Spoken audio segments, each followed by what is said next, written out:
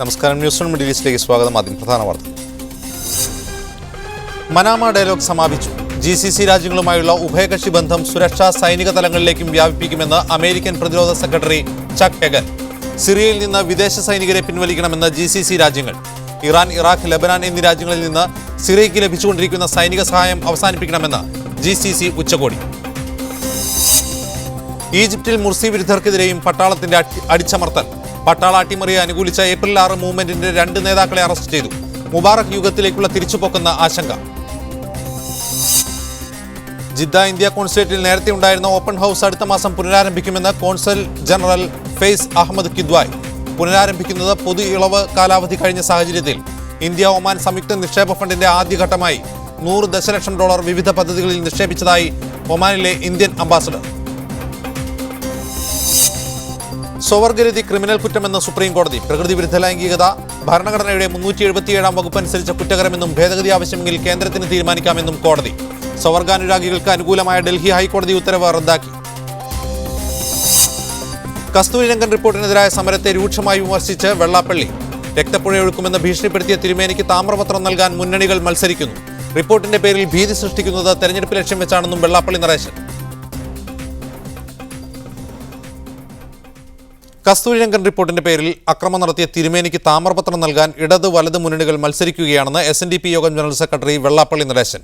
1, 2, 3 പറഞ്ഞപ്പോഴേക്കും മണിയാശാനെ അകത്താക്കിയവർ ഇപ്പോൾ മിണ്ടുന്നില്ലെന്നും വെള്ളാപ്പള്ളി ആലപ്പുഴയിൽ പറഞ്ഞു. ഈ സമിതിയോട് ചേർന്ന് നിന്ന് സമരം നടത്താൻ ഞങ്ങൾക്ക് താല്പര്യമില്ല. കാരണം എന്താണെന്ന് ചോദിച്ചാൽ ഞങ്ങളുടെ അനുഭവം മോശമാണ്. ഇതൊക്കെ മുമ്പ് തന്നെ ഇപ്പോൾ കസ്തൂരിരംഗൻ എന്ന് പറഞ്ഞ് ഞങ്ങളെ കൊണ്ടു നടക്കും. ഇതൊക്കെ മുമ്പ് മുല്ലപ്പെരിയാർ എന്നും പറഞ്ഞ് കൊണ്ടു നടന്നു. അതിൻ്റെയൊക്കെ മുല്ലപ്പെരിയാർ ഇപ്പോൾ പൊട്ടും എന്ന് പറഞ്ഞിട്ട് എവിടെ പൊട്ടി? എന്നിട്ട് അതിൻ്റെ പുറകെ കിടന്നിട്ട് ഓരോ യൂണിയനിലും 10,000 രൂപ ചെലവഴുതി പ്രവർത്തകരെ കൊണ്ടു കിടന്ന് കഷ്ടപ്പെടുത്തി എന്നുള്ളതല്ലാതെ റിസൾട്ട് എന്തുണ്ടായി? ഇവരൊക്കെ 48 മണിക്കൂർ ഉപരോധിച്ച് ടയർ കത്തിച്ച് വണ്ടി കത്തിച്ച് ഇതെല്ലാം കത്തിച്ച് ഇത്തരം ഭീകരാന്തരീക്ഷം സൃഷ്ടിക്കുവാനുള്ള കാരണമെന്ത്? മാത്രമല്ല അവരെന്തെല്ലാമാണ് പറഞ്ഞത്? ഇവിടെ ജാലിയൻവാലാ ബാഗ് സൃഷ്ടിക്കും, ഇവിടെ രക്തപ്പുഴ ഇഴക്കും എന്നെല്ലാം പറഞ്ഞത്. ഇവിടെ പാവം പിടിച്ച മണിയാശാൻ വണ്ടൂത്തിൽ പറഞ്ഞപ്പോൾ പിടിച്ചകത്താക്കി. ഇദ്ദേഹത്തെ തിരുമേനിക്ക് താമ്രപത്രം കൊടുത്തു. ആർഭാലകൃഷ്ണപിള്ള എന്താ പറഞ്ഞത്? അദ്ദേഹം പഞ്ചാബ് മോഡൽ പറഞ്ഞപ്പോൾ അദ്ദേഹത്തിന് കേസിൽ കുടുക്കി, അദ്ദേഹത്തിന് അകത്താക്കാൻ. അപ്പോൾ 2 തരം നീതി. തിരുമേനിക്ക് വന്ന താമ്രപത്രം, മറ്റുള്ളവർക്കെല്ലാം ജയിൽവാസം. അത് ശരിയല്ല, ന്യായമല്ല. അവരെല്ലാം അവരുടേതായ ഒരു സാമാന്യ മര്യാദയും സീമയും ലംഘിച്ചുകൊണ്ട് അനുയായികളെ കൊണ്ടുചെന്ന് അവരുടെ ആളെ കൊണ്ടുപോട്ടെ, ഞങ്ങൾക്ക് വിരോധമില്ല. പള്ളികളും കമ്മ്യൂണിസ്റ്റുകളും തമ്മിലുള്ള ചരിത്രപരമായ അകൽച്ച കുറയ്ക്കാനാണ് CPM ശ്രമിക്കുന്നതെന്ന് CPM കേന്ദ്ര കമ്മിറ്റി അംഗം തോമസ് ഐസക് പറഞ്ഞു. ദൈവവിശ്വാസികളായ കർഷകർക്ക് വേണ്ടിയാണ് CPM പ്രവർത്തിക്കുന്നത്. നിരീശ്വരവാദികളോടും ആശയവിനിമയം നടത്താമെന്ന ഫ്രാൻസിസ് മാർപ്പാപ്പയുടെ പ്രഖ്യാപനം സ്വാഗതാർഹമാണെന്നും തോമസ് ഐസക് പറഞ്ഞു. പള്ളിയും കമ്മ്യൂണിസ്റ്റുകാരും തമ്മിൽ വലിയൊരു അകൽച്ചയുണ്ട്. ആ അകൽച്ച കുറയ്ക്കണമെന്നാണ് ഞങ്ങളുടെ താല്പര്യം.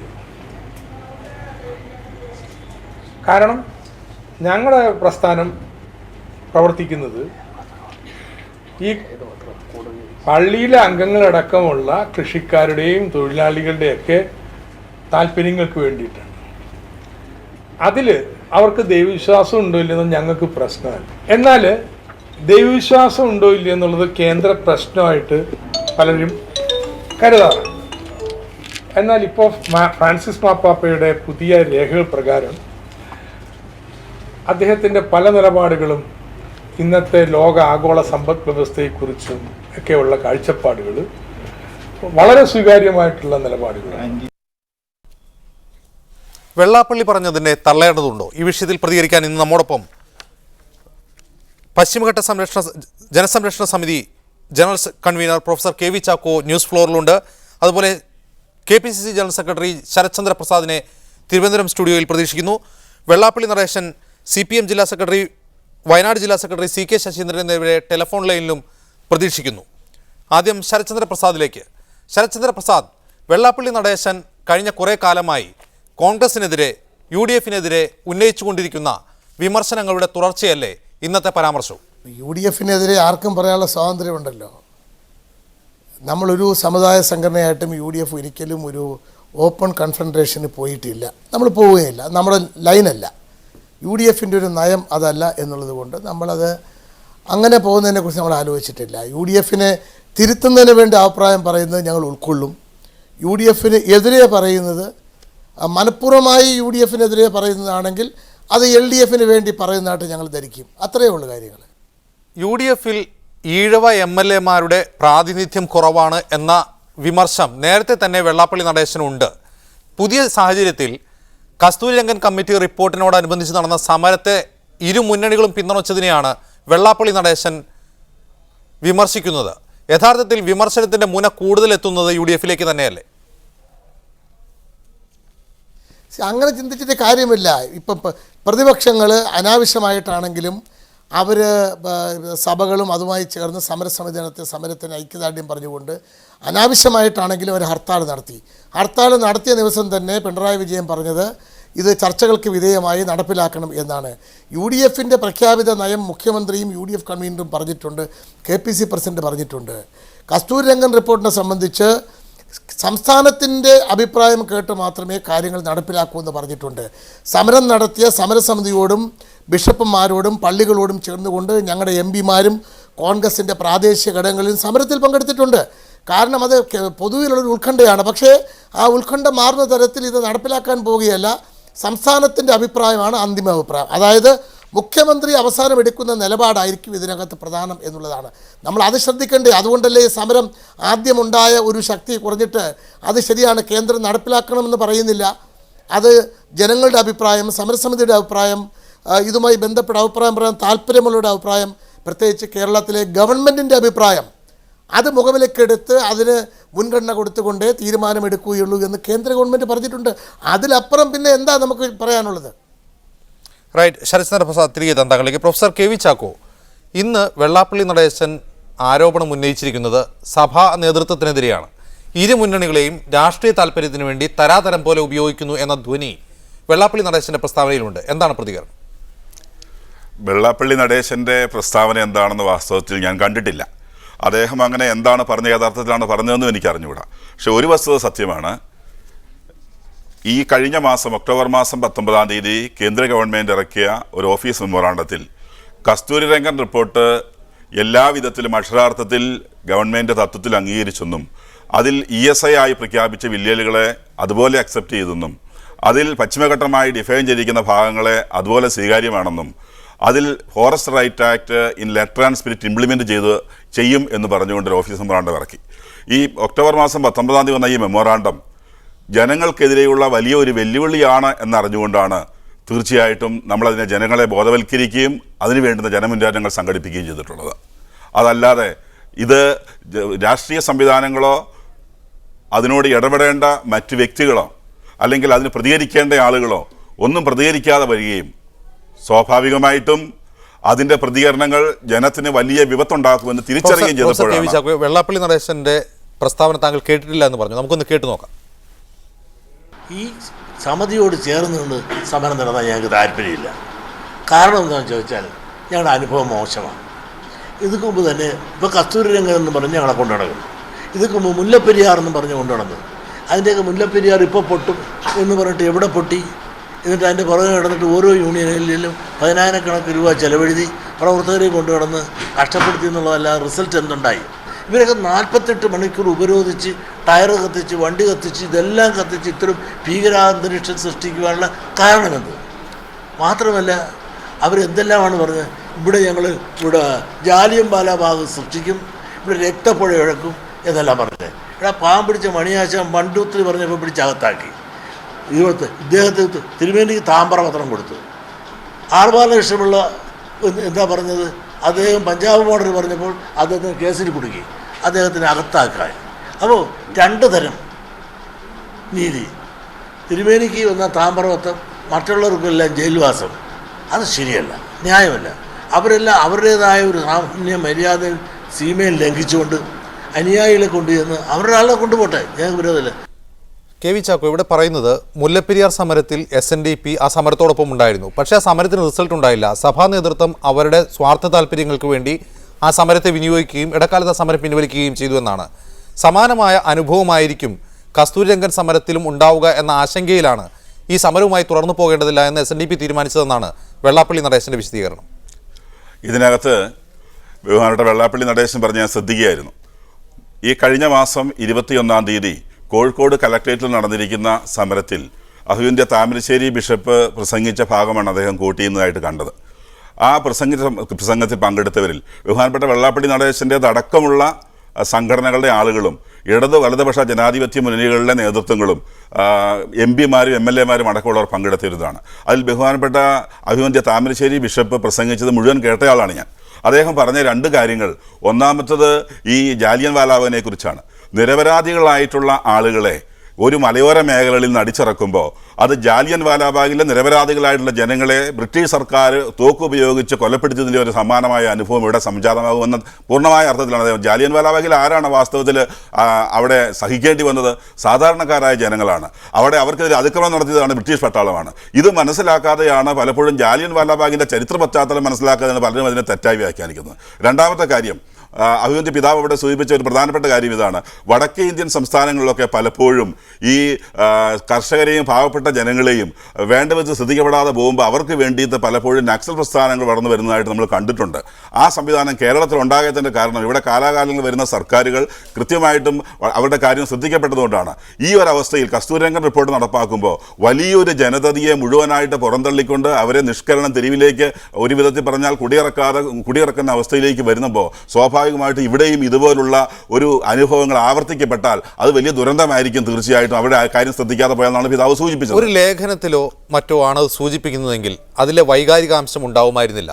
വളരെ വൈകാരികമായി ഉത്തേജിച്ച് നിൽക്കുന്ന ഒരു ജനസമൂഹത്തിന് മുമ്പിൽ അത്തരത്തിലൊരു പ്രസ്താവന നടത്തുക, അതിനുശേഷം തൊട്ടടുത്ത ദിവസങ്ങളിൽ താമരശ്ശേരിയിലും സമീപ പ്രദേശങ്ങളിലും കലാപസമാനമായ അക്രമം അരങ്ങേറുക, ഇതിൻ്റെ ഉത്തരവാദിത്തത്തിൽ നിന്ന് സഭാ നേതൃത്വത്തിന് ഒഴിഞ്ഞു മാറാൻ കഴിയുമോ? അത് തന്നെയല്ലേ വെള്ളാപ്പള്ളി നടേശൻ ചോദിക്കുന്നത്? തീർച്ചയായിട്ടും താങ്കൾ പറഞ്ഞത് 2 വ്യത്യസ്ത കാര്യങ്ങളാണ്. 250 ലീഡേഴ്സ് ഇരിക്കുന്ന രാഷ്ട്രീയ മത സാമുദായിക വ്യവസായികളുടെ അടക്കമുള്ള ലീഡേഴ്സ് ഇരിക്കുന്ന ഒരു സമൂഹത്തിലാണ് അഭിവന്ദ്യ താമരശ്ശേരി പിതാവ് ഈ ഒരു സ്റ്റേറ്റ്മെൻറ്റ് നടത്തുന്നത്. അല്ലാണ്ട് വൈകാരികമായി ഉണ്ടാക്കുന്ന ഒരു പ്രദേശത്തുമല്ല, പക്വതയാർന്ന നേതൃത്വങ്ങളുടെ ഇടയിലാണ് അദ്ദേഹം ഈ സ്റ്റേറ്റ്മെൻറ്റ് നടത്തിയത്. രണ്ടാമത്, താമരശ്ശേരിയിൽ ഇടതുപക്ഷവും വലതുപക്ഷവും ചേർന്ന് പ്രഖ്യാപിച്ച ഹർത്താലും അതിനോടനുബന്ധമായ പ്രശ്നങ്ങൾക്കും ശേഷം എത്രയോ ദിവസങ്ങൾക്ക് ശേഷമാണ് ഈ കലക്ട്രേറ്റിൽ ഈ ഒരു സംരംഭം നടക്കുന്നതും കലക്ട്രേറ്റിൽ ഈ നേതാക്കന്മാരുടെ ഉപവാസ ധർമ്മം നടക്കുന്നതും അതിൽ വെച്ചുകൊണ്ട് ഇങ്ങനെ ഒരു അവരുടെ ഇടയിൽ മാത്രം പിതാവ് സംസാരിക്കുന്നത്. അതെങ്ങനെയാണ് ജനങ്ങളുടെ ഇടയിലേക്ക് വൈകാരികമായിട്ട് പ്രൊപ്പഗേറ്റ് ചെയ്യപ്പെടുന്നത്? അതിൻ്റെ ഒരു ഭാഗമെടുത്ത പല മാധ്യമങ്ങളും തെറ്റായ വിധത്തിൽ പ്രചരിപ്പിച്ചു എന്നുള്ളത് വാസ്തവമാണ്. ചാക്കോ, തിരികെ എത്താം താങ്കളിലേക്ക്. ശരത്ചന്ദ്ര പ്രസാദ്, വെള്ളാപ്പള്ളി നടേശൻ ഉന്നയിക്കുന്ന മറ്റൊരു ചോദ്യം 1, 2, 3 എന്ന് പറഞ്ഞതിന് മണിയാശാനെ പിടിച്ചകത്തിടുന്നു, ഇതേ സമാനമായ പ്രസംഗങ്ങൾ നടത്തുന്ന സഭാ നേതൃത്വത്തിന് താമ്രപത്രം നൽകുന്നു. ഇത് കോൺഗ്രസിൻ്റെ ആഭ്യന്തര വകുപ്പിന് നേരെയുള്ള വിമർശനം തന്നെയല്ലേ? അദ്ദേഹം ചില കാര്യങ്ങളൊക്കെ ശ്രീ വെള്ളാപ്പള്ളി നടേശൻ ആലങ്കാരികമായി പറഞ്ഞതാണ്. ഈ കസ്തൂരിരംഗൻ റിപ്പോർട്ടിനുമായി ബന്ധപ്പെട്ട് നടന്ന സമരത്തിൽ പലരുടെയും മനസ്സിൽ ഇത്തരത്തിലൊരു മുറിവുണ്ടാക്കിയ സംഭവം എന്ന് പറയുന്നത് ഈ ലോറിയിൽ പെട്ടെന്ന് കുറേ ആളുകൾ വന്ന് ഒരു സ്ഥലത്ത് ഇറങ്ങുന്നു, അവിടെ അക്രമം കാണിക്കുന്നു, അവിടെ നിന്ന് പോകുന്നു, പിന്നെ അടുത്ത സ്ഥലത്തേക്ക് പോകുന്നു, അവിടെ അക്രമം കാണിക്കുന്നു. അത് ഈ പറഞ്ഞ പോലെ കോറി പിടിച്ചിരിക്കുന്ന കോറി മുതലാളിമാർ ഈ സമരം അവർക്ക് ഈ കസ്തൂരിരംഗൻ റിപ്പോർട്ട് അവർക്ക് ദോഷകരമായി വരും എന്നുള്ളത് കൊണ്ട് ഭൂമാഫിയമാരും ഈ കോറി മുതലാളിമാരും തൊഴിലാളികളെ അവരുടെ വാഹനങ്ങളിൽ ലോറികളിൽ ഇറക്കി ഈ സമരത്തിനെ വേറൊരു തരത്തിലേക്ക് ടെററൈസ് ചെയ്യാൻ നടത്തിയൊരു ശ്രമം അതിനകത്തുണ്ട്. അതാണ് ഈ ആളുകളുടെ ഇടയിൽ ഈ അക്രമം, ഈ മാധ്യമങ്ങൾ പോലും ഈ അക്രമത്തെ, ഈ സമരത്തെ, ഒരു മൂവ്മെൻറ്റിനെ മാധ്യമങ്ങൾ പോലും അനുകൂലിച്ചപ്പോൾ പെട്ടെന്ന് ആരും പ്രതീക്ഷിക്കാത്ത ഒരു സമയത്ത് കുറേ ആളുകൾ ലോറിയിൽ, ഒരു 10-15 ലോറിയിൽ ആളുകൾ വന്ന് 100 കണക്കിന് ആളുകൾ ഇറങ്ങുന്നു, ഒരു സ്ഥലത്ത് അക്രമം കാണിക്കുന്നു. അത് ഈ സമരത്തിൻ്റെ ഒരു ട്രെൻഡിനെ തിരിച്ചു കളഞ്ഞു. അതാണ് ഈ സമരവുമായി ബന്ധപ്പെട്ട് ഇത്തരത്തിലൊരു അഭിപ്രായ പ്രകടനം വരാൻ സാഹചര്യമുണ്ടാക്കിയത്. അതുകൊണ്ട് ചില കാര്യങ്ങൾ ശ്രീ വെള്ളാപ്പള്ളി നടേശൻ പറഞ്ഞ ചില കാര്യങ്ങളിൽ ശരികേടൊന്നുമില്ല, അദ്ദേഹം പറഞ്ഞ ചില കാര്യങ്ങൾ ശരിയാണ്. പക്ഷേ അതിനകത്ത് അദ്ദേഹത്തിൻ്റെ ഒരു വീക്ഷണത്തിൽ വിമർശിച്ചു എന്നുള്ളതാണ്. സഭാ നേതൃത്വത്തെയൊക്കെ അംഗീകരിച്ചുകൊണ്ട് അതുപോലെയുള്ള സമുദായ നേതാക്കന്മാരെ അംഗീകരിക്കുന്ന ഒരു പ്രവണത UDF-ന് എന്നുമുണ്ട്. അതൊരു വർഗീയവൽക്കരണമല്ല. അത് ഏത് സമുദായത്തിൽപ്പെട്ടവരാണെങ്കിലും സമുദായ സംഘടനകളെയും സമൂഹത്തിൻ്റെ ഭാഗമായി നിൽക്കുന്ന ബഹുജന പ്രസ്ഥാനങ്ങളെയും എല്ലാം UDF നേതൃത്വം എന്നും അംഗീകരിച്ചിട്ടുണ്ട്. തിരികെ താങ്കളിലേക്ക്. ആനത്തലവട്ടം ആനന്ദനുണ്ട് ഇപ്പോൾ ടെലിഫോൺ ലൈനിൽ, CPM സംസ്ഥാന സെക്രട്ടേറിയറ്റ് അംഗം. ആനത്തലവട്ടം ആനന്ദൻ, വെള്ളാപ്പള്ളി നടേശൻ ഇന്ന് ഇരു മുന്നണികൾക്കെതിരെയുമാണ് വിമർശനം ഉന്നയിച്ചിരിക്കുന്നത്. ഒരു പക്ഷേ LDF-നോടൊപ്പം പലപ്പോഴും രാഷ്ട്രീയമായ നിലപാടുകൾ LDF-ന് അനുകൂലമായി സ്വീകരിച്ചു പോരാറുണ്ട് ഈ കഴിഞ്ഞ UDF സർക്കാരിൻ്റെ കാലഘട്ടത്തിൽ വെള്ളാപ്പള്ളി നടേശൻ. പക്ഷേ കസ്തൂരിരംഗൻ റിപ്പോർട്ടിനോടനുബന്ധിച്ചുണ്ടായ സമരത്തിൻ്റെ വിഷയത്തിൽ LDF-നെയും രൂക്ഷമായി വിമർശിക്കുന്നു. സഭാ നേതൃത്വത്തിന് താമ്രപത്രം നൽകുന്നു എന്നാണ് വിമർശനം. ഈ കസ്തൂരിരംഗൻ റിപ്പോർട്ട് സഭയ്ക്കെതിരായിട്ടുള്ള റിപ്പോർട്ടല്ല. ഏതാണ്ട് 130ഓളം വില്ലേജുകളിലെ ജനങ്ങൾക്കെതിരായിട്ടുള്ള റിപ്പോർട്ടാണ്. 10-25 ലക്ഷം ജനങ്ങളെ ബാധിക്കുന്ന റിപ്പോർട്ടാണ്. അവിടെ കത്തോലിക്ക സഭ ഉണ്ടാവും, SNDP ഉണ്ടാവും, NSS ഉണ്ടാകും. ഓരോ ജാതി മത സംഘടനകളിലും അംഗമല്ലാത്ത അവിശ്വാസികളും വിശ്വാസികളുമായ ആൾക്കാരൊക്കെ അവിടെ ഉണ്ടാവും. അതുകൊണ്ട് അവരുടെയൊക്കെ താല്പര്യം ഉയർത്തിപ്പിടിക്കുക എന്നുള്ളതാണ് രാഷ്ട്രീയ പ്രസ്ഥാനങ്ങളുടെ കടമ. അത് ചെയ്യുക മാത്രമാണ് LDF ചെയ്യുന്നത്, അല്ലാതെ ഏതെങ്കിലും സഭയെ സംരക്ഷിക്കാൻ വേണ്ടിയിട്ടുള്ളതല്ല. അത് വെള്ളാപ്പള്ളി ആ അർത്ഥത്തിലാണ് പറയുന്നതെങ്കിൽ എല്ലാത്തിനെയും സമുദായ അടിസ്ഥാനത്തിൽ കാണുന്നവർക്ക് മാത്രമേ അത്തരം ഒരു നിഗമനത്തിൽ എത്തിച്ചേരാൻ സാധിക്കൂ. LDF ഈ സ്ഥലത്ത് എടുത്ത നിലപാട് ശരി വയ്ക്കുന്നതാണ്. അതിനുശേഷം ഈ റിപ്പോർട്ട് നടപ്പാക്കാൻ തീരുമാനിച്ച് പ്രഖ്യാപിച്ച ഗവൺമെന്റ് പോലും അതിൽ നിന്ന് പിന്തിരിയാൻ നിർബന്ധമായത്. പരിസ്ഥിതിയെ LDF അനുകൂലിക്കുന്നുണ്ട്. പക്ഷെ ആ പരിസ്ഥിതി ജനങ്ങളുടെ ആവശ്യത്തിനുള്ളതാണ്, ജനങ്ങളുടെ സുരക്ഷത്തിനുള്ളതാണ്. ജനങ്ങളില്ലാതെ എന്ത് പരിസ്ഥിതിയാണുള്ളത്? ജനങ്ങളുടെ സുരക്ഷയും പ്രധാനമല്ലേ? അപ്പൊ ജനങ്ങളെ നില സംരക്ഷിച്ചുകൊണ്ടുള്ള പരിസ്ഥിതിക്ക് വേണ്ടി ജനങ്ങളെ ഇല്ലാതാക്കുകയും ജനങ്ങൾക്ക് വേണ്ടി പരിസ്ഥിതി ഇല്ലാതാക്കുകയും എന്ന സമീപനമല്ല LDF എടുത്തിട്ടുള്ളത്. ഇതെല്ലാം സമന്വയിച്ചു കൊണ്ടുപോകുന്ന വെള്ളാപ്പള്ളി നടേശന്റെ വിമർശനത്തിന്റെ മറ്റൊരു മുന തെരഞ്ഞെടുപ്പ് മുന്നിൽ കണ്ടുകൊണ്ടുള്ള ഒരു സമരം മാത്രമായിരുന്നു കസ്തൂരിരംഗൻ റിപ്പോർട്ടിനെതിരായ സമരം. കാരണം മുല്ലപ്പെരിയാർ വിഷയത്തിലും സമാനമായ സമരമുണ്ടായി. ഇടക്കാലത്ത് ആ സമരം ഉപേക്ഷിക്കുകയായിരുന്നു. കസ്തൂരിരംഗൻ റിപ്പോർട്ടിനെതിരായ സമരത്തിനും ഇതേ ഗതിയാണ് ഉണ്ടാവുന്നത്. ഇപ്പോൾ LDF ഉൾപ്പെടെ ഈ സമരത്തെ പിന്തുണയ്ക്കുന്നത് തെരഞ്ഞെടുപ്പ് മുന്നിൽ കണ്ട് വോട്ട് മുന്നിൽ കണ്ടുകൊണ്ടാണ് എന്നാണ് വെള്ളാപ്പള്ളിയുടെ വിമർശനം. അത് മുല്ലപ്പെരിയാർ പ്രശ്നം ബന്ധപ്പെട്ട് തെരഞ്ഞെടുപ്പ് ഉണ്ടായിരുന്നില്ലല്ലോ. എല്ലാത്തിനെയും തെരഞ്ഞെടുപ്പ് കണ്ട് അധികാരത്തിൽ കണ്ടുവെക്കുന്ന ആൾക്ക് മാത്രമേ അങ്ങനെ പറയാൻ സാധിക്കുകയുള്ളൂ. ഇവിടെ അന്ന് ഇതുപോലെ തന്നെ അവിടെ താമസിക്കുന്ന ജനങ്ങൾ ഒരു വലിയ വിഭാഗം കുടിയേറ്റ കർഷകരും മറ്റുമാണ്. അവർക്കൊരു പക്ഷേ അവരിൽ ഈ കത്തോലിക്ക സഭയ്ക്കും മറ്റുമൊക്കെ സംശയമുണ്ടായിരിക്കാം. ഞങ്ങളതല്ല കാണുന്നത്, ഞങ്ങൾ താമസിക്കുന്ന മനുഷ്യരെയാണ് കാണുന്നത്, കത്തോലിക്ക സഭയല്ല. കത്തോലിക്ക സഭ അതുപോലെ ആ ജനങ്ങളുടെ താല്പര്യങ്ങൾ സംരക്ഷിക്കുന്നതിൽ പല സഭകളും ഉണ്ടാകാം. ആ സഭകളെക്കാളേറെ പ്രധാനം ആ പ്രദേശത്തെയും ആ പ്രദേശത്തെ ജനങ്ങളെയും വേണ്ടേ കാണാൻ. അതെന്തുകൊണ്ടാണ് വെള്ളാപ്പള്ളി കാണാത്തതെന്ന് എനിക്ക് മനസ്സിലാകുന്നില്ല. അത് അന്ധമായ മതന്യൂനപക്ഷ വികാരങ്ങൾക്ക് എതിരായി ഒരു ഭൂരിപക്ഷ വർഗീയതയുടെ സമീപനം സ്വീകരിക്കുന്നതിന്റെ ഫലമായിട്ടേ അങ്ങനെ ചിന്തിക്കാൻ സാധിക്കൂ. അല്ലെങ്കിൽ ആനന്ദൻ CPM-ന്റെ കസ്തൂരിരംഗൻ റിപ്പോർട്ടിനെതിരായ സമരത്തിനുള്ള പിന്തുണ, മറ്റ് പ്രസ്താവനകൾ, താമരശ്ശേരി ബിഷപ്പിനെ സന്ദർശിക്കുന്ന പിണറായി വിജയൻ, ഇത്തരം സംഭവവികാസങ്ങളെ കൂട്ടി വായിച്ചുകൊണ്ട് ഇന്ന് TM തോമസ് ഐസക്കിന്റെ പ്രസ്താവന കൂടി അതിലേക്ക് ചേർക്കുകയാണ്. തോമസ് ഐസക് പറയുന്നു, ആഗോള കത്തോലിക്ക സഭയുടെ നിലപാടുകൾ മാർക്സിസ്റ്റ് പാർട്ടിയുടെ സാമൂഹിക സാമ്പത്തിക വീക്ഷണത്തോട് ചേർന്ന് നിൽക്കുന്നതാണ്. പുതിയ മാർപ്പാപ്പയുടെ നിലപാടുകൾ പലതും കമ്മ്യൂണിസ്റ്റ് ആശയങ്ങളോട് ചേർന്ന് നിൽക്കുന്നതാണ്. അതുകൊണ്ട് വിശ്വാസികളായ കർഷകർക്ക് വേണ്ടിയാണ് CPM പ്രവർത്തിക്കുന്നത് എന്നാണ് തോമസ് ഐസക് പറയുന്നത്. വളരെ പെട്ടെന്ന് തെരഞ്ഞെടുപ്പ് ആസന്നമായിരിക്കെ ഇത്തരത്തിലുള്ള കണ്ടെത്തലുകൾ പരസ്യമായി പ്രഖ്യാപിക്കുന്നത് കൊണ്ടുകൂടിയായിരിക്കാം വെള്ളാപ്പള്ളി നടേശന്റെ വിമർശനം. അത് ഉള്ള കാര്യം ഉള്ളതുപോലെ തുറന്നു പറഞ്ഞു എന്നുള്ളത് കവിഞ്ഞ്. ഇതിലൊന്നും ഒരു വ്യത്യാസമല്ലല്ലോ. പുതിയ മാർപ്പാപ്പയുടെ പ്രഖ്യാപനങ്ങളും അദ്ദേഹത്തിന്റെ വീക്ഷണങ്ങളും എല്ലാം ഇന്ന് ലോകത്തിന്റെ മുമ്പിൽ അവതരിക്കപ്പെട്ടിട്ടുണ്ട്. അതെല്ലാവരും ശ്രദ്ധിച്ച കാര്യമാണ്. അതിലൊന്നും കമ്മ്യൂണിസ്റ്റുകാരെ ശത്രുക്കളായി കണ്ടിട്ടില്ല. കമ്മ്യൂണിസ്റ്റുകാർ ലക്ഷ്യമിടുന്നതും പ്രവർത്തിക്കുന്നതും എല്ലാം കത്തോലിക്ക സഭയിലെ ഇന്ന പുതിയ മാർപ്പാപ്പ ആ ദരിദ്രനാരായണന്മാരുടെ കാര്യത്തിൽ ശ്രദ്ധിക്കണമെന്ന് പറഞ്ഞതുമായി ഒരുമിച്ച് വന്നാൽ അത് എങ്ങനെയാണ് അതിൽ കുറ്റപ്പെടുത്താൻ സാധിക്കുക? അത് ഓർമ്മിപ്പിച്ചു എന്ന് മാത്രമല്ലേ ഉള്ളൂ. തോമസ് ഐസക് മാർപ്പാപ്പ പ്രസ്താവന നടത്തിയിട്ട് മാസങ്ങൾ കഴിഞ്ഞു. ഇപ്പോഴാണ് തോമസ് ഐസക്കിന്റെ വ്യാഖ്യാനം വരുന്നത്. അതല്ല, മാസങ്ങൾ കഴിഞ്ഞിട്ടില്ല. ഇപ്പോഴും അതുമായി തുടർച്ചയായ ചില പ്രസ്താവനകൾ അദ്ദേഹത്തിനത് വന്നിട്ടുണ്ട്. അതിനെ ഒന്ന് ഓർമ്മിപ്പിച്ചു ഉള്ളതിനപ്പുറം വേറൊന്നും അതിനകത്തില്ല. ഇതിനകത്ത് ഇടതുപക്ഷ മുന്നണി LDF എടുത്ത സമീപനം ശരിവെക്കുന്നതാണല്ലോ. അതിനുശേഷം ഇപ്പൊ ഉമ്മൻചാണ്ടിയുടെ ഗവൺമെന്റ് ആയാലും ശരി, UP ഗവൺമെന്റ് ആയാലും അവരെല്ലാം സ്വീകരിക്കാൻ നിലപാട് ഏകപക്ഷീയമായി അടിച്ചേൽപ്പിക്കുന്നത് ശരിയല്ല.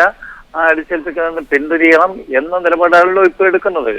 നിയോഗിക്കപ്പെട്ട കമ്മീഷൻ സംസ്ഥാന ഗവൺമെന്റ് നിയോഗിച്ച കമ്മീഷൻ തന്നെ അസന്നിഗ്ധമായവർ പറയുന്നുണ്ടായല്ലോ, ഇത് ഒരിക്കലും ശരിയായ സമീപനമല്ല സ്വീകരിച്ചിരിക്കാം. അപ്പൊ അത് എന്തുകൊണ്ടാണ് ശ്രീ വെള്ളാപ്പള്ളിക്ക് മനസ്സിലാകാത്തതെന്ന് മനസ്സിലാകുന്നില്ല. അദ്ദേഹത്തിന് ഇക്കാര്യത്തിൽ ഇതിങ്ങനെ ഏകപക്ഷീയമായി നടപ്പാക്കിയത് ശരിയല്ലെന്ന് നടപ്പാക്കാൻ ശ്രമിച്ച ഗവൺമെന്റ് പോലും പറയുന്ന പശ്ചാത്തലത്തിൽ അദ്ദേഹം വെറും ന്യൂനപക്ഷ വിരോധം വെച്ചുകൊണ്ട് സംസാരിക്കുന്നതല്ലെങ്കിൽ പിന്നെ മറ്റെന്താ? മറ്റൊന്നു കൂടി ചോദിക്കട്ടെ. കഴിഞ്ഞ ദിവസം മാർ ജോർജ് ആലഞ്ചേരി മീഡിയ വണ്ണിനോട് പറഞ്ഞത് കോൺഗ്രസിന് എതിരായ തരംഗം രാജ്യത്ത് നിലനിൽക്കുന്നു എന്നതിന് തെളിവാണ് അടുത്തിടെ വന്ന തെരഞ്ഞെടുപ്പ് ഫലങ്ങളെന്ന്. മറ്റൊരു കാര്യം കൂടി അദ്ദേഹം പറഞ്ഞു, ഇന്ത്യയിൽ മോദി അധികാരത്തിലെത്തുന്നതിനെ സഭ ആശങ്കയോടെ കാണുന്നില്ല എന്ന്. ഇത്തരത്തിലൊരു രാഷ്ട്രീയ നിലപാടുള്ള സഭയുടെ പിന്തുണ തേടാനുള്ള CPM-ന്റെ ശ്രമം അല്ലെങ്കിൽ LDF-ന്റെ ശ്രമം LDF-ന്റെ CPM-ന്റെ വിശാലമായ രാഷ്ട്രീയ ലക്ഷ്യങ്ങൾക്ക് അനുയോജ്യമാണെന്ന് കരുതുന്നുണ്ടോ? ഞങ്ങൾ സഭയുടെ പിന്തുണ നേടാനല്ല ശ്രമിച്ചിട്ടുള്ളത്, അവിടെയുള്ള ജനങ്ങളുടെ പിന്തുണ നേടാനാണ് ഞങ്ങൾ എപ്പോഴും ശ്രമിക്കുന്നത്. അവിടെയുള്ള ജനങ്ങൾ മുഴുവൻ സഭാവിശ്വാസികളല്ല, സഭാവിശ്വാസികളും അക്കൂട്ടത്തിൽ ഉണ്ടെന്ന് മാത്രം. ആ സഭാവിശ്വാസികൾക്കും സഭയും ഇപ്പോൾ ഇതുപോലൊരു നിലപാട് സ്വീകരിക്കുന്നത്, അങ്ങനെ ഒരു നിലപാട് സ്വീകരിച്ചില്ലെങ്കിൽ സഭാവിശ്വാസികൾ പോലും സഭയ്ക്കെതിരാവും. അപ്പൊ സഭാവിശ്വാസികളായ ആളുകളുടെയും വിശ്വാസികളല്ലാത്ത ആളുകളുടെയും ഒക്കെ താല്പര്യം ഉയർത്തിപ്പിടിക്കുന്നതിൽ ഇടതുപക്ഷ പ്രസ്ഥാനം അവർ മുൻപിൽ നിൽക്കുന്നു എന്നുള്ളതാണ് യാഥാർത്ഥ്യം. അതല്ലാതെ ഞങ്ങൾ ഏതെങ്കിലും ഒരു സഭയുടെ വിശ്വാസം. ദയവായി ലൈനിൽ തുടരുക ശ്രീ ആനത്തലവട്ടം ആനന്ദൻ. പ്രൊഫസർ ചാക്കോ, CPM-ഉം കമ്മ്യൂണിസ്റ്റ് പാർട്ടികളും സഭയും തമ്മിൽ നിരന്തരമായ വൈര്യം നിലനിന്നിട്ടുണ്ട്. ഒരു കാലത്ത് പരസ്പരം അഭിപ്രായ ഭിന്നതകൾ ഉണ്ടായിട്ടുണ്ട്. ഇപ്പോൾ LDF പൊതുവെ സഭയോട് സ്വീകരിക്കുന്ന സമീപനത്തെ എങ്ങനെ കാണുന്നു? താങ്കളൊരു സഭാ സഹയാത്രികൻ എന്ന നിലയിൽ താങ്കളുടെ അഭിപ്രായം? സഭയ്ക്ക് ഏതെങ്കിലും ഒരു രാഷ്ട്രീയ പാർട്ടിയോട് ചേർന്ന് നിന്നുള്ള ഒരു രാഷ്ട്രീയമില്ല. മറിച്ച് സഭയ്ക്ക് രാഷ്ട്രീയമുണ്ട്. ആ രാഷ്ട്രീയം എന്ന് പറയുന്നത് അത് കേവലം പാർട്ടിയമല്ല, മറിച്ച് എല്ലാ ജനവിഭാഗങ്ങൾക്കും രാഷ്ട്രത്തിനും ഉതകത്തക്ക വിധത്തിലുള്ള രാഷ്ട്രമീമാംസയും അതിൻ്റെ നിയമനിർമ്മാണങ്ങളും അതിൻ്റെ സംഹിതകളും ഒരു രാജ്യത്ത് നടപ്പാക്കപ്പെട്ടുകൊണ്ട് സാധാരണക്കാരന് പോലും നീതി നിഷേധിക്കപ്പെടരുത് എന്നുള്ള ഒരു കാഴ്ചപ്പാടാണ് സഭയുടേത്. അത് ഏത് പാർട്ടി വിജയിക്കുന്നു അല്ലെങ്കിൽ ഏത് പാർട്ടി പരാജയപ്പെടുന്നു എന്നുള്ളതിലേക്ക് അപ്പുറത്ത് സമൂഹത്തിലെ ജനങ്ങൾക്ക് നീതി നിർവഹിക്കപ്പെടുന്നുണ്ടോ, സമൂഹത്തിലെ ജനങ്ങൾക്ക് യഥാർത്ഥമായ സദ്ഭരണം ലഭിക്കുന്നുണ്ടോ എന്നുള്ളതാണ് സഭ എപ്പോഴും ശ്രദ്ധിക്കുന്നത്. ആ തരത്തിൽ സഭ സമൂഹത്തിൻ്റെ മനസ്സാക്ഷിയായി നിൽക്കുവാനാണ് ആഗ്രഹിക്കുന്നത് ഈ കാര്യങ്ങൾ. ശരത്ചന്ദ്ര പ്രസാദ്, മാർ ജോർജ് ആലഞ്ചേരിയുടെ പ്രസ്താവനയും ഇപ്പോൾ ചാക്കോ പറഞ്ഞ കാര്യവും കൂടി കൂട്ടി വായിച്ചാൽ കോൺഗ്രസിനെതിരെ കത്തോലിക്ക സഭ, ക്രൈസ്തവ ന്യൂനപക്ഷം ശക്തമായ നിലപാട് സ്വീകരിക്കുന്നു. UDF-ന്റെ പ്രമുഖ വോട്ട് ബാങ്കുകളിൽ ഒന്നാണ് ഈ സമൂഹം. വരുന്ന തെരഞ്ഞെടുപ്പിൽ ഇത് കോൺഗ്രസിന് കാര്യമായി പരിക്കേൽപ്പിക്കില്ലേ? തെരഞ്ഞെടുപ്പിന് ഇനി എത്രയോ മാസങ്ങളുണ്ട്. ഇപ്പോൾ നമ്മൾ പെട്ടെന്നൊരു 4 സംസ്ഥാനങ്ങളുടെ തെരഞ്ഞെടുപ്പ് നടന്നപ്പോൾ കോൺഗ്രസിനെതിരെയുള്ള ജനവികാരം ഉണ്ടായിരുന്നു എന്നുള്ള വസ്തുത ഞങ്ങളുടെ ദേശീയ നേതൃത്വം അംഗീകരിക്കുന്നുണ്ട്. സോണിയാഗാന്ധി തന്നെ തുറന്ന് പറഞ്ഞിട്ടുണ്ട്, ജനങ്ങളെ വിശ്വാസത്തിലെടുക്കുന്ന കാര്യത്തിൽ കോൺഗ്രസ്സിന് ചില പാളിച്ചകൾ പറ്റി, ആ പാളിച്ചകൾ തിരുത്തിക്കൊണ്ട് മുന്നോട്ട് പോകും എന്ന്. ഇന്ത്യയിലെ ഇന്ത്യ എന്ന് പറയുന്ന നാനാത്വത്തിൽ ഏകത്വം എന്നൊരു വലിയ ഒരു സങ്കല്പം യാഥാർത്ഥ്യമാക്കി പോകുന്ന ഒരു രാജ്യമാണ്. ലോകത്തൊരു രാജ്യവും ഇന്ത്യയെപ്പോലെ ഹൈന്ദവനും മുസൽമാനും ക്രൈസ്തവനും പാഴ്സിയും സിഖുകാരനും ജൈനമതക്കാരനും ബുദ്ധമതക്കാരനും ദളിതനും ഗിരിജനുമെല്ലാം ഇതുപോലെ ഒരുമിച്ച് ജീവിക്കുന്ന ഒരു രാജ്യം വേറെയില്ല. അവിടെയാണ് കോൺഗ്രസിൻ്റെ പ്രസക്തി.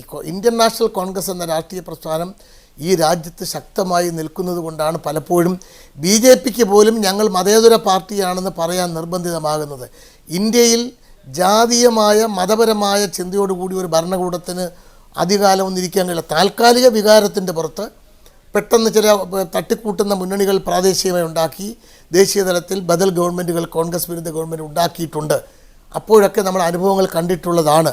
ആ അനുഭവങ്ങളുടെ അടിസ്ഥാനത്തിൽ തെരഞ്ഞെടുപ്പ് അടുത്തു വരുന്ന സമയത്ത് ഇപ്പോൾ പറയുന്ന അഭിപ്രായങ്ങളായിരിക്കില്ല പല സംഘടനകളും ജനവിഭാഗങ്ങളും തെരഞ്ഞെടുപ്പിൻ്റെ ഒരു ഘട്ടത്തിൽ വോട്ട് പെട്ടിയിലേക്ക് പോകുന്ന ഒരു അവസരത്തിൽ അന്നുണ്ടാകാൻ പോകുന്ന ഒരു വികാരമായിരിക്കില്ല ഇപ്പോൾ ഉള്ളത്. ഇപ്പോഴത്തെ വികാരമല്ല അന്നുണ്ടാകുന്നത്. ദേശീയമായ ഒരു കാഴ്ചപ്പാട് ലോകരാഷ്ട്രങ്ങളുടെ മുന്നിൽ എന്നും ഇന്ത്യൻ നാഷണൽ കോൺഗ്രസ് ഉയർത്തിപ്പിടിച്ചുള്ള കാര്യം ഇന്ത്യ മഹാരാജ്യത്തിൻ്റെ ഒരു പ്രത്യേകതയും അതുണ്ട്. അത് നമ്മുടെ അടിസ്ഥാനപരമായ സംസ്കാരമാണ്. ആ സംസ്കാരത്തിൽ ഊന്നുകൊണ്ടുകൊണ്ട് മാത്രമേ കോൺഗ്രസിന് മുന്നോട്ട്. ശരത്ചന്ദ്ര പ്രസാദ്, തിരികെ തന്നകളിലേക്ക്. പ്രൊഫസർ ചാക്കോ, ഇപ്പോൾ ഈ കസ്തൂരിരംഗൻ റിപ്പോർട്ടിനെതിരായ സമരത്തെ തുടർന്ന് ഭരണകൂടം കുറച്ചുകൂടി സമരക്കാർക്ക് അനുകൂലമായ നിലപാടുകൾ സ്വീകരിച്ചിട്ടുണ്ട്. കസ്തൂരിരംഗൻ റിപ്പോർട്ടിൻ്റെ ശുപാർശകളിന്മേൽ ഒരു വിദഗ്ധ സമിതി പഠിച്ച് അതിൽ ഭേദഗതികൾ നിർദ്ദേശിച്ചിട്ടുണ്ട്. എന്തൊക്കെ ഉറപ്പുകളാണ് ഭരണകൂടത്തിൻ്റെ ഭാഗത്തു നിന്ന് നിങ്ങൾക്ക് ലഭിച്ചിട്ടുള്ളത്? അതുപോലെ നിലനിൽക്കുന്ന ESL നിയമത്തിൽ, പാരിസ്ഥിതിക ലോല നിയമത്തിൽ എന്ത് ഭേദഗതികൾ ഉണ്ടാവും? ആ നിയമം അപ്പാടെ പിൻവലിക്കണമെന്ന തരത്തിലുള്ള ചില പ്രസ്താവനകൾ വിദഗ്ധ സമിതിയുടെ ഭാഗത്തുനിന്നുണ്ടായിരുന്നു. കസ്തൂരിരംഗൻ റിപ്പോർട്ടും ഗാഡ്ഗിൽ കമ്മിറ്റി റിപ്പോർട്ടും പലപ്പോഴും ഞാൻ പലരുമായി ബന്ധപ്പെട്ട് നോക്കി. വളരെ രാഷ്ട്രീയ മേഖലകളിലും മറ്റ് സമുദായ മേഖലകളിലും ഒക്കെയുള്ള പലരുമായിട്ട് ബന്ധപ്പെട്ട് നോക്കുമ്പോൾ ഇതിനെക്കുറിച്ച് അടിസ്ഥാനപരമായി പഠിച്ച് മനസ്സിലാക്കിയവരുടെ എണ്ണം വളരെ വിരളമാണ്. അതുകൊണ്ട് തന്നെ ഈ റിപ്പോർട്ടിൽ പ്രത്യക്ഷത്തിൽ ഒരു പ്രശ്നമില്ലല്ലോ എന്ന് എല്ലാവരും ചോദിക്കുന്നുണ്ട്. പക്ഷേ ഈ റിപ്പോർട്ട് നമ്മുടെ രാഷ്ട്രത്തിൻ്റെ അടിസ്ഥാനപരമായിട്ട് ഈ റിപ്പോർട്ട് നമ്മുടെ രാഷ്ട്രത്തിൻ്റെ ഗ്രാമസ്വരാജ് എന്ന് പറയുന്ന സങ്കല്പം, ഗാന്ധിയുടെ ഗ്രാമസ്വരാജ് സങ്കല്പം, ഈ രാഷ്ട്രത്തിലെ ത്രിതല പഞ്ചായത്ത് സംവിധാനങ്ങൾ, ഈ രാഷ്ട്രത്തിൽ നിലനിൽക്കുന്ന നിയമസഭ, ഈ രാഷ്ട്രത്തിൽ നിലനിൽക്കുന്ന ലോക്സഭ, ഇതിനെയൊക്കെ നോക്കുകുത്തിയാക്കി നിർത്തിക്കൊണ്ട് വേൾഡ് ഹെറിറ്റേജ് കമ്മിറ്റിക്ക് കൊണ്ട് സബ്മിറ്റ് ചെയ്തിട്ട് ലോക പൈതൃക പദവി നേടിക്കൊണ്ട് പശ്ചിമഘട്ടത്തിൻ്റെ മേലൊരു പാരലൽ ഭരണ സംവിധാനം വരികയും അവിടെ നിലനിൽക്കുന്ന സാധാരണക്കാരായ ജനങ്ങൾക്ക് അവരുടെ ഫണ്ടമെൻ്റൽ റൈറ്റ്, അവരുടെ അടിസ്ഥാന നിയമങ്ങൾ, അവരുടെ അടിസ്ഥാനപരമായിട്ടുള്ള അവരുടെ അവകാശങ്ങൾ നിഷേധിക്കുകയും ചെയ്യുക, അവർക്ക് കൃഷി ചെയ്യാനുള്ള അവകാശങ്ങൾ നിഷേധിക്കപ്പെടുക, അത്തരത്തിൽ ഒരുപാട് പ്രശ്നങ്ങൾ ഇതിനകത്ത് ഈ കസ്തൂരിരംഗൻ റിപ്പോർട്ടിൽ ഒളിഞ്ഞിരിപ്പുണ്ട്.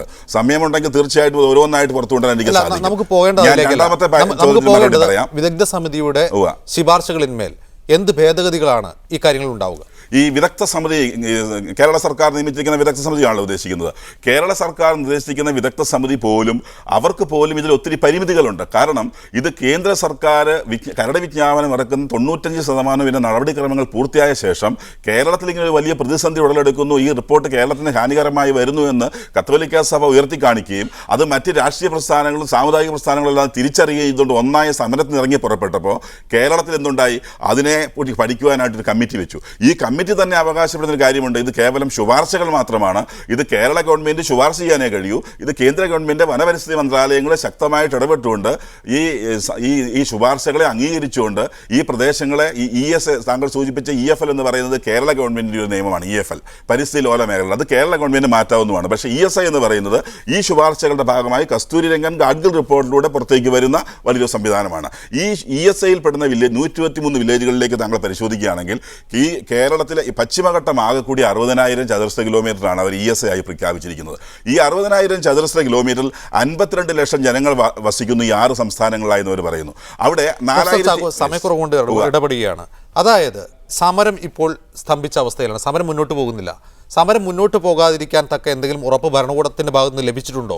ഇനി ഈ ഉറപ്പുകൾ പാലിച്ചില്ലെങ്കിൽ ഈ സമരവുമായി മുന്നോട്ട് പോകും. വളരെ ചുരുക്കി. സമരം സ്തംഭിച്ചു എന്നുള്ളത് തെറ്റായ ഒരു സ്റ്റേറ്റ്മെന്റ് ആണ്. അത് ഞാൻ പറയാൻ കാരണം ഇന്നലെ വരെ സമരം ആരംഭിച്ചു കഴിഞ്ഞു. ഞങ്ങൾ ഈ പശ്ചിമഘട്ട ജനസംരക്ഷണ സമിതിയുടെ നേതൃത്വത്തിൽ ഓരോ വില്ലേജുകളുടെയും മുമ്പിൽ എല്ലാ ദിവസവും ധർണ നടത്തിക്കൊണ്ടിരിക്കുകയാണ്. ഇന്നലെ ആരംഭിച്ചു കഴിഞ്ഞു. തിരുവമ്പാടിയിലൊക്കെ അത് കണ്ടു കഴിഞ്ഞു. നിങ്ങൾ അത് നടന്നുകൊണ്ടിരിക്കുകയാണ്. 21-ാം തീയതി 10,000-കണക്കിന് വനിതകൾ മുന്നേറുന്ന ഒരു സമരം, ഒരു കലക്ട്രേറ്റ് ധർണ ഞങ്ങൾ ഇവിടെ കോഴിക്കോട് സംഘടിപ്പിക്കുകയാണ്.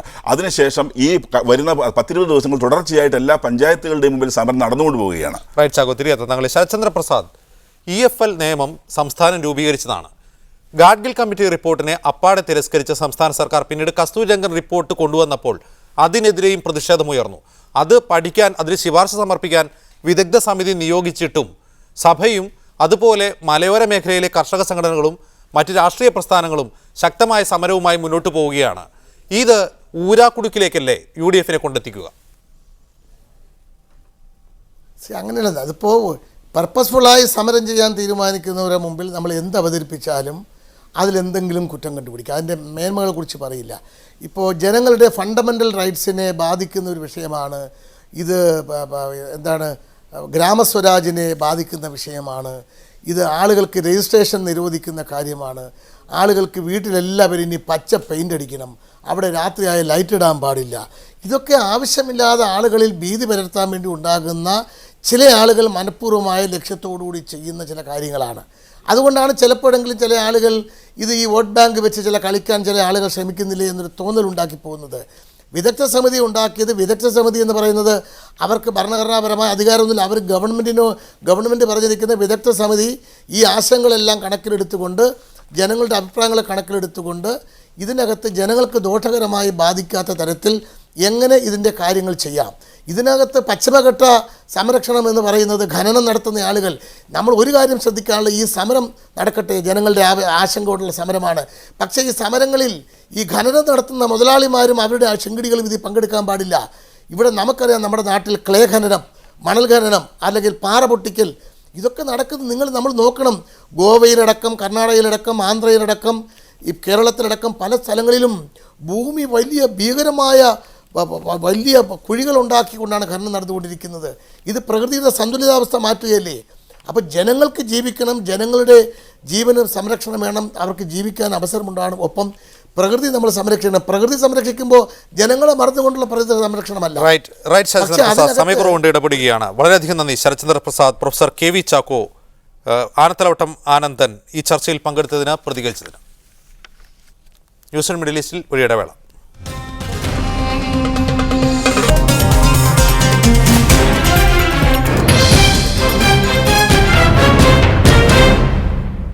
ന്യൂസ് മിഡിൽ ഈസ്റ്റ് തുടരുന്നു. മധ്യപൗരസ്ത്യ മേഖലയിലെ സുരക്ഷാ വിഷയങ്ങൾ ചർച്ച ചെയ്യുന്ന ഉച്ചകോടിയായ മനാമ ഡയലോഗ് ബഹ്റൈനിൽ സമാപിച്ചു.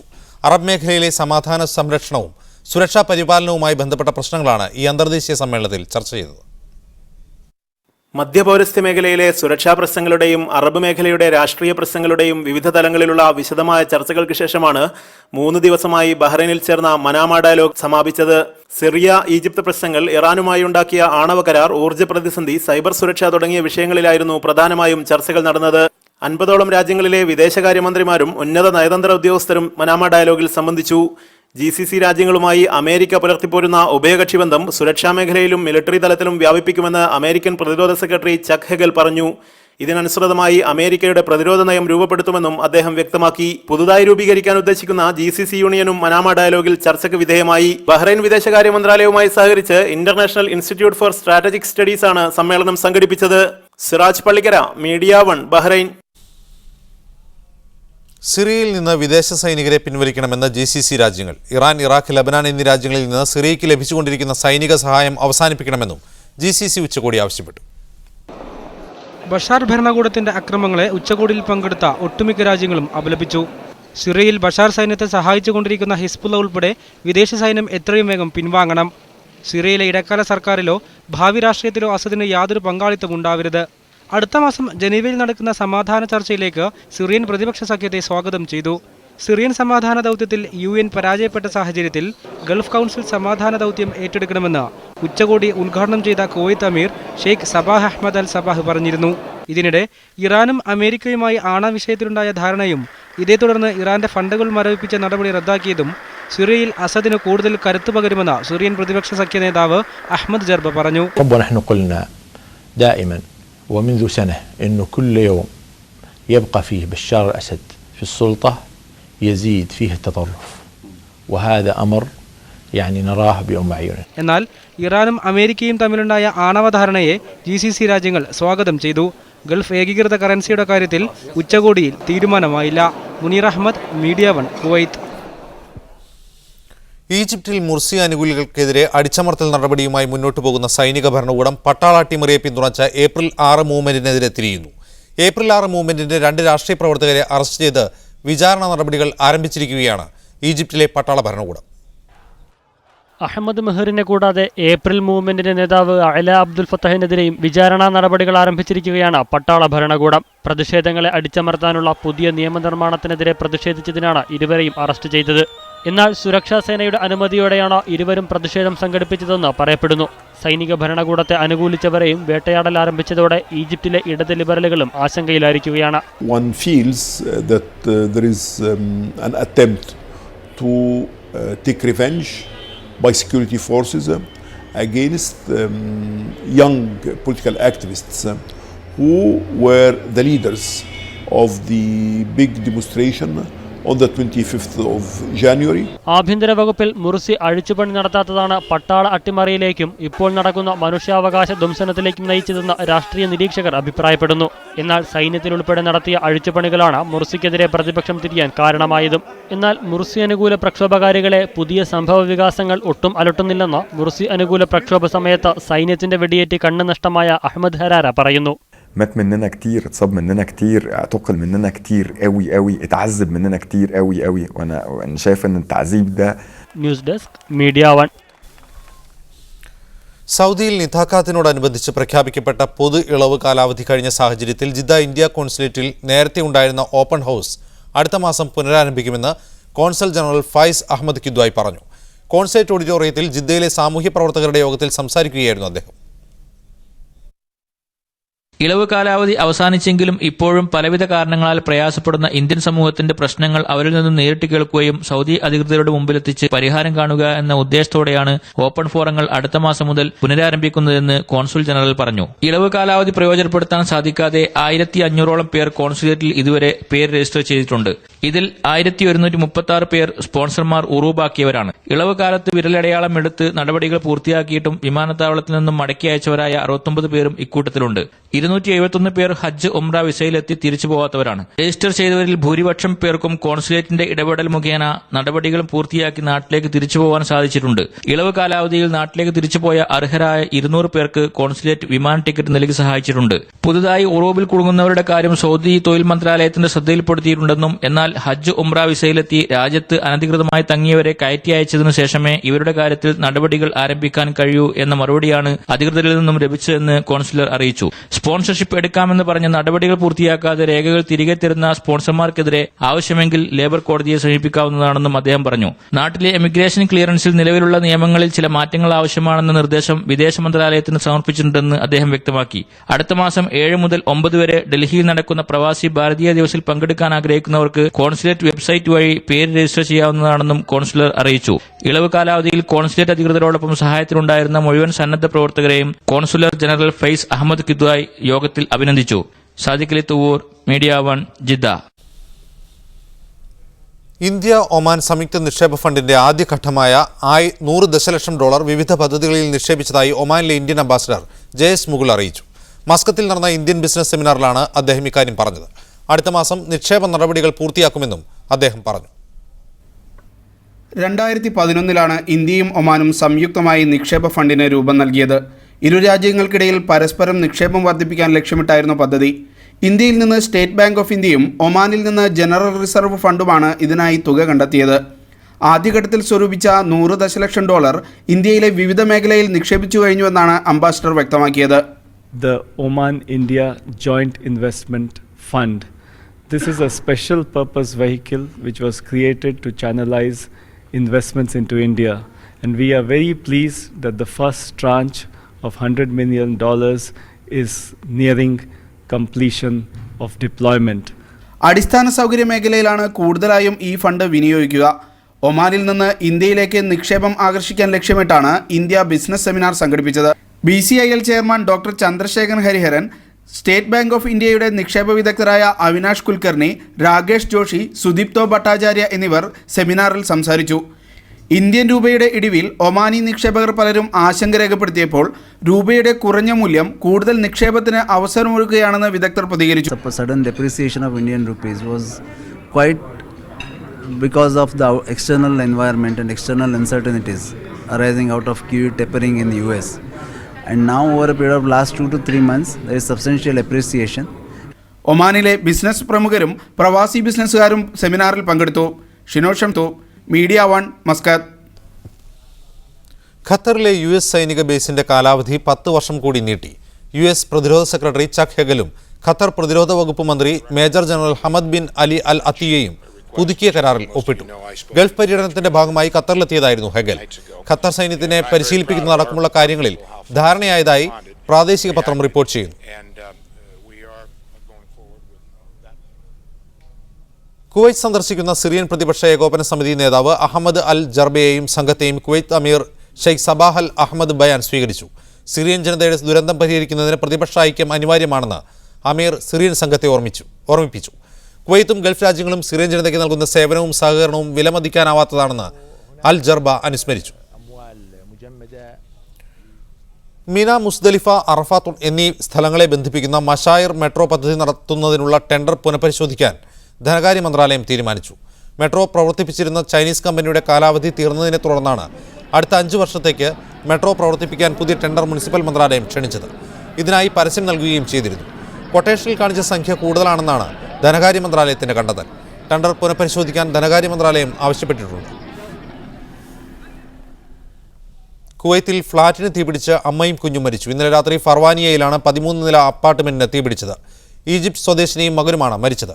കെട്ടിടത്തിലെ മറ്റ് നിരവധി താമസക്കാർക്കും 3 അഗ്നിശമന സേനാംഗങ്ങൾക്കും പരിക്കേറ്റു. 15 ഫയർ യൂണിറ്റുകൾ ചേർന്ന് 4 മണിക്കൂർ നീണ്ട പരിശ്രമത്തിന് ശേഷമാണ് 200ഓളം പേരെ രക്ഷപ്പെടുത്തിയത്.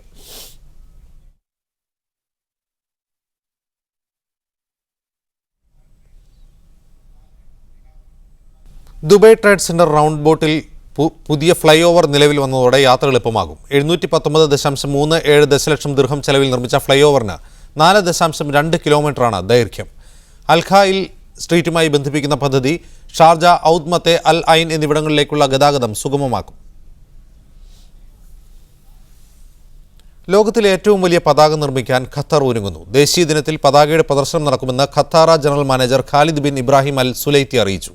പതാക നിർമ്മാണത്തിനുള്ള തുണികൾ 2 ഖത്തർ എയർവേസ് വിമാനങ്ങളിലാണ് കൊണ്ടുവന്നത്. കൃതജ്ഞതയുടെയും കൂറിൻ്റെയും പതാക എന്ന് പേരിട്ടിരിക്കുന്ന ദ്വിവർണ്ണ പതാകയുടെ നിർമ്മാണം അവസാന ഘട്ടത്തിലാണെന്ന് അൽ സുലൈത്തി വ്യക്തമാക്കി. മണ്ടേല പോരാട്ടവും പ്രചോദനവും എന്ന വിഷയത്തിൽ യൂത്ത് ഇന്ത്യ കുവൈത്ത് സംഘടിപ്പിച്ച അനുസ്മരണ സമ്മേളനത്തിൽ Madhyamam media one group editor O Abdurahman മുഖ്യപ്രഭാഷണം നടത്തി. അടിമത്ത വ്യവസ്ഥയ്ക്കെതിരെയും വർണ്ണവിവേചനത്തിനെതിരെയും സന്ധിയില്ല സമരം നടത്തിയ നെൽസൺ മണ്ടേലയുടെ ജീവിതം ആധുനിക ലോകത്തും തുടർന്നുകൊണ്ടിരിക്കുന്ന മനുഷ്യാവകാശ ലംഘനങ്ങൾക്കെതിരെ പോരാടാനുള്ള പ്രചോദനമാകേണ്ടതുണ്ടെന്ന് അദ്ദേഹം പറഞ്ഞു. യൂത്ത് ഇന്ത്യ പ്രസിഡന്റ് അർഷദ് അധ്യക്ഷത വഹിച്ചു. കുവൈത്തിലെ സാമൂഹിക സാംസ്കാരിക രംഗത്ത് പ്രവർത്തിക്കുന്ന അബ്ദുൽ ഫത്താഹ് തയ്യിൽ, ശാന്തൻ ചെട്ടിക്കാട്, മുഹമ്മദ് റിയാസ്, ടി ഹിക്മത്ത് എന്നിവർ സംസാരിച്ചു. General secretary P T Shafi സ്വാഗതം പറഞ്ഞു. കൈരളി കൾച്ചറൽ അസോസിയേഷൻ ഫുജൈറ കോണിഷിൽ സംഘടിപ്പിച്ച കേരളോത്സവം വേറിട്ട കാഴ്ചയായി. നാട്ടിലെ ഗ്രാമോത്സവത്തിന്റെ പ്രതീതി ഉളവാക്കാൻ കേരളോത്സവത്തിനായി വിവിധ കലാ സാംസ്കാരിക പരിപാടികൾ നിറഞ്ഞ കേരളോത്സവം ആകർഷണീയമായിരുന്നു. നെൽസൺ മണ്ടേലയ്ക്ക് അനുശോചനം അറിയിച്ച ചടങ്ങിൽ മുൻ മന്ത്രി ടി കെ ഹംസ മുഖ്യപ്രഭാഷണം നടത്തി. P T A Rahim MLA, Dubai vice councillor Hardauli, കവി മുരുകൻ കാട്ടാക്കട എന്നിവർ ചടങ്ങിൽ പങ്കെടുത്തു. കിഴക്കൻ തീരത്തെ ഫുജൈറ, ബോർഫക്കാൻ, ദിബ്ബ, കൈരളി പ്രവർത്തകർ ചേർന്നാണ് പരിപാടി സംഘടിപ്പിച്ചത്.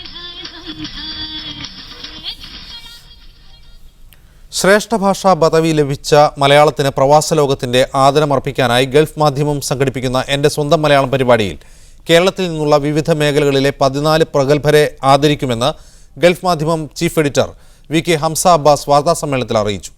ഡിസംബർ 13 ദുബായിലാണ് പരിപാടി. ജ്ഞാനപീഠം ജേതാവ് MT Vasudevan Nair, കവയിത്രി Sugathakumari, Adoor Gopalakrishnan, KJ Yesudas, Mohanlal, Mammootty, KS ചിത്ര, റസൂൽ Pookutty, doctor G Madhavan Nair, doctor Gangadharan, Kalamandalam Gopi, G Shankar, magician Gopinath Muthukad, VM കുട്ടി എന്നിങ്ങനെ വിവിധ മേഖലയിൽ നിന്നുള്ള 14 പ്രതിഭകളെയാണ് എൻ്റെ സ്വന്തം മലയാളം പരിപാടിയിൽ ആദരിക്കുന്നത്. ശ്രേഷ്ഠ ഭാഷാ പദവി ലഭിച്ച മലയാളത്തെ പ്രവാസികൾക്കിടയിൽ ആദ്യമായി ആദരിക്കുന്ന ചടങ്ങാണ് പ്രഥമ അന്താരാഷ്ട്ര ഇന്ത്യൻ ദിനപത്രമായ ഗൾഫ് മാധ്യമം ദുബായിൽ സംഘടിപ്പിക്കുന്നതെന്ന് chief editor VK Hamza Abbas വ്യക്തമാക്കി. ലോകത്തിൻ്റെ നാനാഭാഗത്തും പരന്നുകിടക്കുന്ന പ്രവാസികളായ നമ്മുടെ നാട്ടുകാരെ സംബന്ധിച്ചിടത്തോളവും വളരെ സന്തോഷകരമായ ഒരു കാര്യമാണ്. ഈ കാര്യം ലോകത്തെ അറിയിക്കുകയും ശ്രേഷ്ഠ ഭാഷയായ മലയാളത്തെ ദിഗന്ധങ്ങളോളം ഉയർത്തുകയും ചെയ്യുക എന്ന ഒരു ലക്ഷ്യം വെച്ചുകൊണ്ടാണ് ഗൾഫ് മാധ്യമം ഈ സംരംഭം ആരംഭിച്ചിട്ടുള്ളത്. ശ്രേഷ്ഠ ഭാഷാ പദവി ലഭിച്ച മലയാളം അർഹിക്കുന്ന മഹത്തായ പരിപാടിയാണ് ഗൾഫ് മാധ്യമം സംഘടിപ്പിക്കുന്നതെന്ന് പ്രമുഖ സിനിമാ സംവിധായകൻ സിദ്ദീഖ് പറഞ്ഞു. Dubai culture and arts authority ചെയർമാനും ദുബായ് ഭരണാധികാരി ഷെയ്ഖ് മുഹമ്മദിന്റെ മകനുമായ Sheikh Majid bin Mohammed bin Rashid Al Maktoum ചടങ്ങിൽ മുഖ്യാതിഥിയായിരിക്കും. ഗൾഫ് മാധ്യമം ഏർപ്പെടുത്തിയ പ്രഥമ കമല സുറയ്യ പുരസ്കാരം ചടങ്ങിൽ പ്രശസ്ത കവി സച്ചിദാനന്ദന് സമ്മാനിക്കും. UAE വൈസ് പ്രസിഡന്റും പ്രധാനമന്ത്രിയും ദുബായ് ഭരണാധികാരിയുമായ ഷെയ്ഖ് മുഹമ്മദിന്റെ റുഅയത്തി എന്ന പുസ്തകത്തിന്റെ മലയാള പരിഭാഷയുടെ പ്രകാശനവും ചടങ്ങിൽ നടക്കും. കേരള ചരിത്രത്തിന്റെയും വർത്തമാനത്തിന്റെയും ഉള്ളടക്കത്തോടെ മലയാളത്തിലെ ഭിന്ന നാട്ടുമൊഴികളെ കോർത്തിണക്കി സംവിധായകൻ സിദ്ദീഖ് അണിയിച്ചൊരുക്കി നെടുമുടി വേണു മുഖ്യവേഷമിടുന്ന ദൃശ്യാവിഷ്കാരവും ഗായിക KS ചിത്ര നയിക്കുന്ന സംഗീത നിശയുമുണ്ടാവും. കേരള ടൂറിസം മന്ത്രി AP Anilkumar, Thalaikkunnil Basheer, ideal publication trust chairman T Arif Ali, Madhyamam group editor O Abdurahman, വ്യവസായ വാണിജ്യ മേഖലയിൽ കേരളത്തിന്റെ അഭിമാനമായ MA Yusuf Ali, Galfar Mohammed Ali, PNC Menon, PV Abdul Wahab, doctor Azad Moopen, Pattabhiraman, CK Menon തുടങ്ങിയവർ പരിപാടിയിൽ പങ്കെടുക്കും. വാർത്താ സമ്മേളനത്തിൽ മാധ്യമ പബ്ലിഷർ TK ഫറൂഖ്, കൗല CEO Rafeeq T Mahmood, mister light GM Faisal Abdul Kareem, hit FM RJ Naila Usha എന്നിവർ പങ്കെടുത്തു. Media one, Dubai. റിയാദിലെ പ്രമുഖ ഹൈപ്പർ മാർക്കറ്റായ നെസ്റ്റോവിന്റെ അസീസിയ ബ്രാഞ്ച് 1ാം വാർഷികം ആഘോഷിക്കുന്നു. ആഘോഷങ്ങളുടെ ഭാഗമായി ഉപഭോക്താക്കൾക്ക് നെസ്റ്റോ ലോയൽറ്റി മബ്രൂക്ക് കാർഡ് ഏർപ്പെടുത്തി.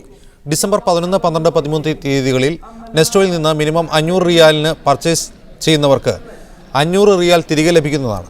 മബ്രൂക്ക് കാർഡ് സ്കീം, മബ്രൂക്ക് കാർഡിന്റെ പ്രകാശനം അമീർ മൻസൂർ ബിൻ തലാൽ നിർവഹിച്ചു. Nesto director Noufal, business development director Nasar എന്നിവർ പരിപാടിയിൽ പങ്കെടുത്തു. റിയാദ് KMCC മലപ്പുറം ജില്ലാ കമ്മിറ്റി 32 പേർക്ക് വീട് നിർമ്മിച്ചു നൽകുമെന്ന് ഭാരവാഹികൾ വാർത്താസമ്മേളനത്തിൽ അറിയിച്ചു. ജില്ലാ മുസ്ലിം ലീഗ് കമ്മിറ്റി നടപ്പാക്കുന്ന ബൈത്തുർ റഹ്മ പദ്ധതിയിൽ ഉൾപ്പെടുത്തിയാണ് വീട് നിർമ്മിക്കുക.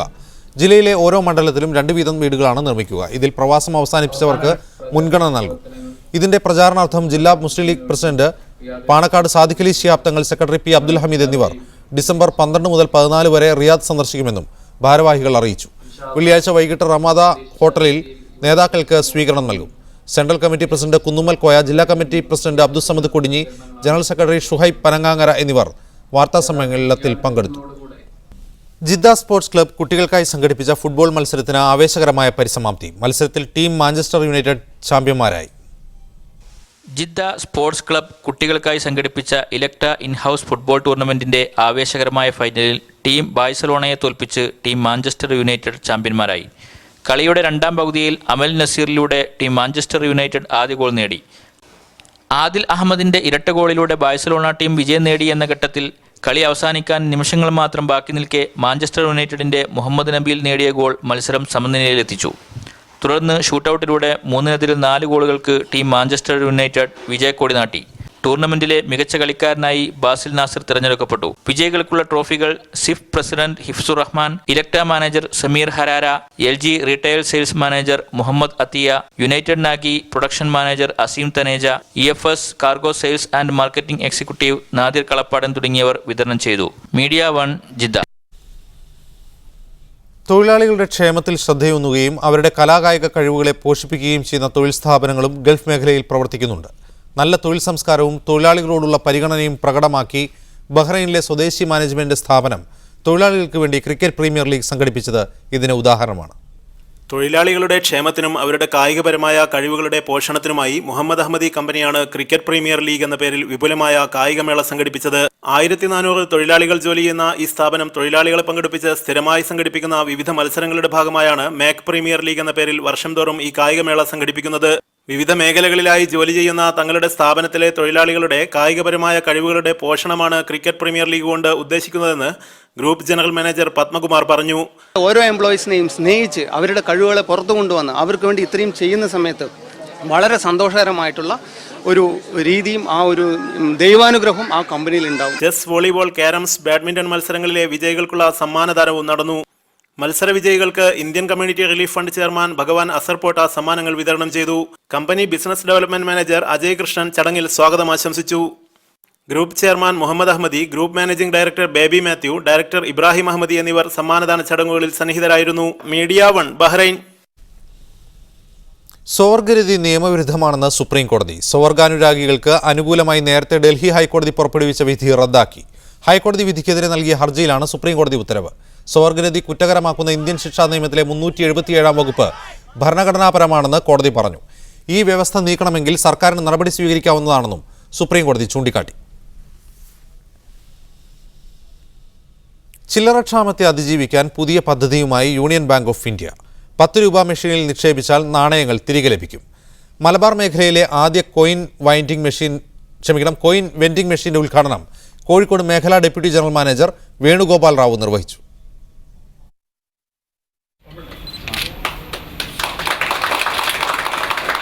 ബസ്സിലോ ഓട്ടോയിലോ കയറി ചില്ലറയ്ക്ക് വേണ്ടി ഇനി കശപിശ ഉണ്ടാക്കേണ്ട. നേരെ യൂണിയൻ ബാങ്കിലെ കോയിൻ വെൻഡിംഗ് മെഷീൻ സെന്ററിൽ എത്തിയാൽ മതി. 10 രൂപയുടെ കറൻസി മെഷീനിൽ നിക്ഷേപിച്ചാൽ തിരികെ ലഭിക്കുക ഒരു 5 രൂപ നാണയം, 2 രൂപ നാണയം, ഒരു 1 രൂപ നാണയം. മലബാറിലെ ആദ്യ മെഷീനിന്റെ ഉദ്ഘാടനമാണ് യൂണിയൻ ബാങ്കിന്റെ കോഴിക്കോട് ബ്രാഞ്ചിൽ നടന്നത്. അടുത്തു തന്നെ റെയിൽവേ സ്റ്റേഷനുകൾ, ബസ് സ്റ്റാൻഡുകൾ തുടങ്ങി ജനത്തിരക്കേറിയ കേന്ദ്രങ്ങളിൽ കോയിൻ വെൻഡിംഗ് മെഷീനുകൾ സ്ഥാപിക്കുമെന്ന് ബാങ്ക് അധികൃതർ അറിയിച്ചു. 10 രൂപ മുതൽക്ക് 100 രൂപ വരെയുള്ള സംവിധാനമുണ്ട്. ഇപ്പോൾ 10 രൂപയുടെ സെറ്റ് ചെയ്തിട്ടുള്ളൂ.